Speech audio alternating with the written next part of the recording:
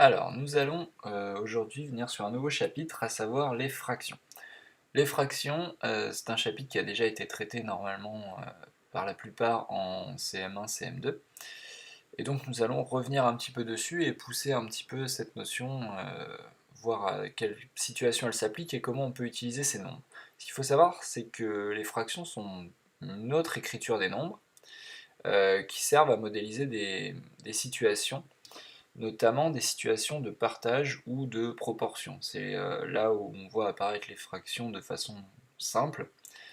Et donc on pourra noter la propriété suivante, à savoir qu'on peut utiliser des fractions pour décrire des situations de partage ou bien pour modéliser des proportions. Modéliser ou représenter des proportions.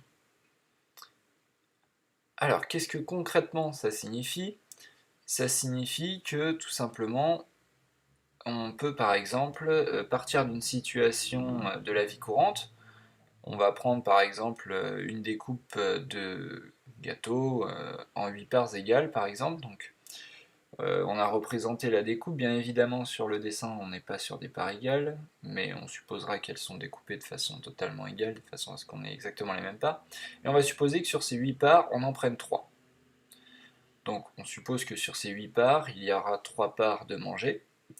Et bien d'une façon toute simple et totalement intuitive, on pourra donc noter que la fraction qui correspond aux parts mangées, c'est-à-dire que si on suppose que les parts en rouge sont les parts du gâteau qui ont été mangées, alors la fraction correspondant